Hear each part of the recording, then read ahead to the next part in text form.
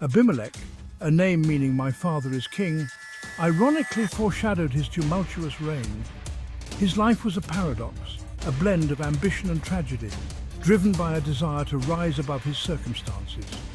He was the son of Gideon, also known as Jerubbaal, a renowned judge of Israel.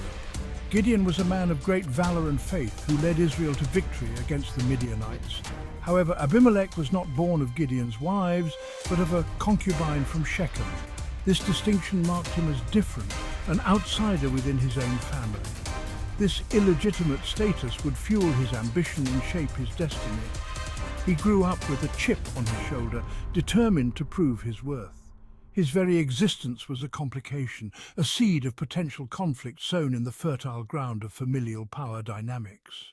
The tension within his family was palpable, a constant undercurrent of rivalry and suspicion. Would he be content with a lesser role, or would he crave the power his father held? The question haunted him, driving him to seek more than what was offered.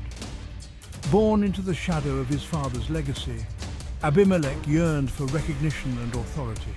He wanted to step out of that shadow and cast one of his own.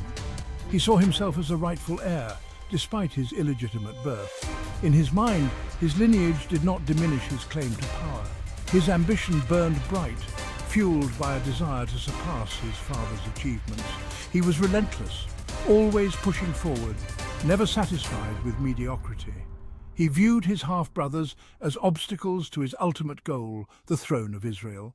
To him, they were merely stepping stones on his path to greatness.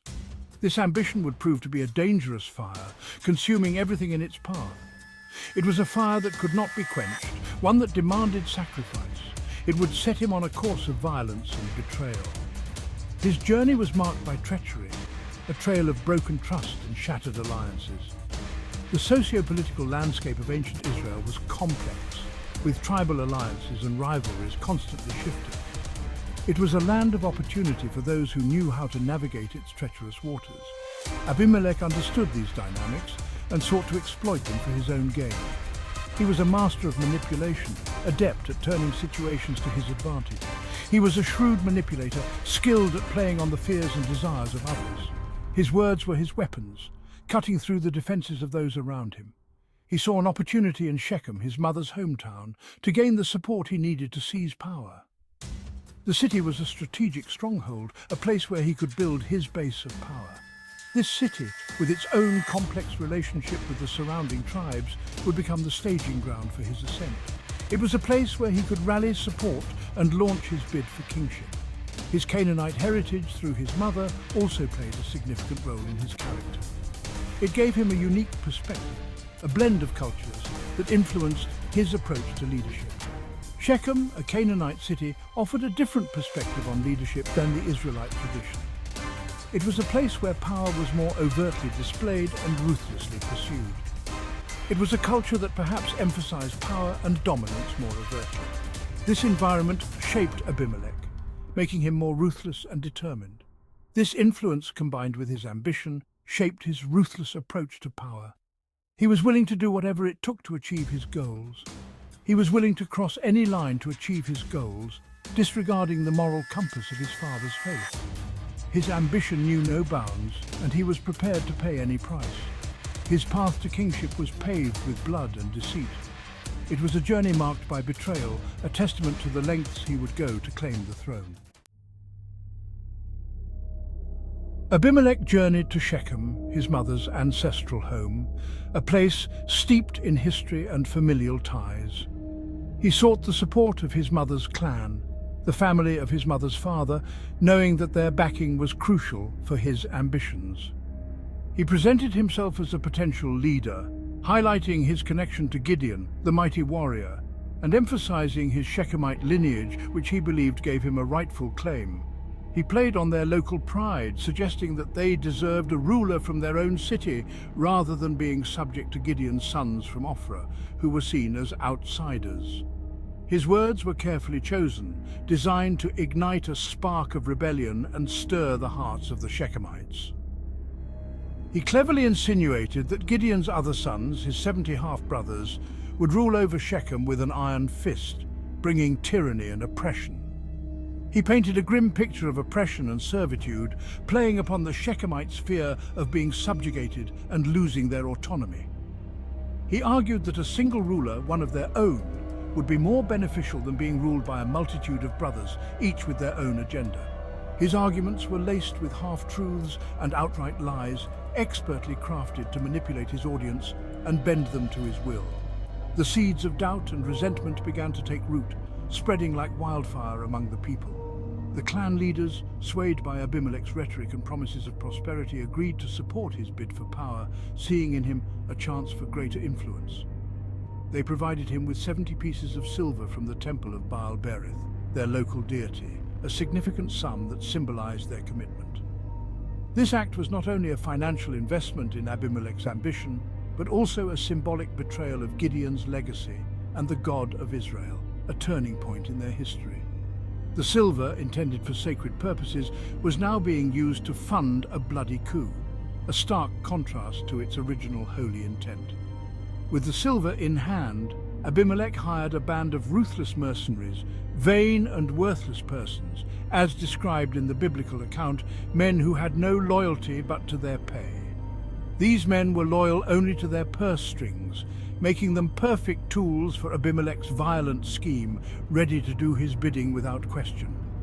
They were the embodiment of his ambition, devoid of moral scruples and eager to carry out his bloody commands, driven by greed and the promise of reward. The stage was now set for a horrific act of fratricide, a dark chapter in the history of Shechem, where brother would turn against brother in a quest for power. Abimelek had successfully manipulated the citizens of Shechem, weaving a web of deceit and ambition. He preyed on their insecurities and fueled their desire for local autonomy, exploiting their fears and hopes. His promises of prosperity and strong leadership resonated deeply with the Shechemites, who were eager to establish their own dominance in the region, free from external control. He presented himself as the solution to their perceived problems, painting a vivid picture of a brighter future under his rule, a future where Shechem would rise to unprecedented heights. The alliance was forged not on mutual respect but on shared ambition and a thirst for power, a dangerous combination that would soon reveal its true nature. The Shechemites, driven by their own desires for political and economic advancement, readily embraced Abimelek's proposal, seeing in him a means to an end. They saw in him a strong leader who could elevate their city's status, a figure who promised to bring them the glory they so desperately sought. They were blinded by the allure of power and the promise of a more prosperous future. Unable to see the potential consequences of their actions, they failed to see the inherent danger in aligning themselves with such a ruthless and ambitious individual, ignoring the warning signs that were all too clear. The pact they made would ultimately lead to their own destruction, a fate sealed by their own hands. The alliance with Shechem was a pivotal moment in Abimelek's rise, a crucial step in his quest for power. It provided him with the legitimacy and resources he needed to challenge his brothers, giving him the means to pursue his violent ambitions. The financial backing of the Shechemites allowed him to assemble a force capable of carrying out his violent plan, a plan that would bring chaos and bloodshed. The city became his base of operations, a strategic location from which he could launch his campaign of terror, a stronghold that symbolized his newfound power. With the Shechemites as his allies, Abimelek felt invincible, emboldened by their support and the resources at his disposal. The agreement was a dangerous gamble for the city of Shechem, a risk that would soon prove to be their undoing. They were putting their trust in a man who had already demonstrated a willingness to betray his own family, a clear indication of his ruthless nature.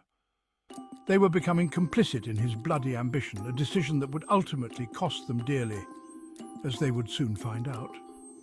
The alliance, built on a foundation of deceit and manipulation, was destined to crumble, a fragile construct that could not withstand the weight of its own treachery. The seeds of Shechem's destruction were sown in this very pact, a tragic outcome that was inevitable from the moment they chose to align with Abimelek. With the backing of Shechem, Abimelek marched on Ophrah, his father's hometown. He intended to eliminate all potential rivals to his claim to power, his target, his 70 half-brothers. This act of fratricide would be a brutal demonstration of his resolve and a chilling message to anyone who dared oppose him. The massacre would forever stain his hands with the blood of his own kin. He led his band of mercenaries to the stone on which Gideon used to thresh wheat. There, he gathered his brothers, and in a single act of horrific violence, slaughtered them all, save one. Jotham, the youngest son, managed to escape the carnage. The stone, once a symbol of Gideon's agricultural prowess, now became a monument to Abimelek's barbarity. The blood of his brothers soaked into the ground, a grim omen of the violence to come. The massacre at Ophrah was a shocking display of brutality. It sent shockwaves throughout the region, solidifying Abimelek's reputation as a ruthless and ambitious leader. The act was not just about eliminating rivals, it was about establishing fear. It was about sending a clear message that he would stop at nothing to achieve his goals. The sheer scale of the slaughter was a testament to his cold-blooded ambition. The slaughter of his brothers was a turning point. Abimelek had crossed a line from which there was no return. He had traded familial bonds for the pursuit of power. He had embraced violence as his primary tool for control. The massacre at Ophrah marked the beginning of his reign of terror. It was a reign built on blood and fear, a reign destined to be short-lived and ultimately self-destructive.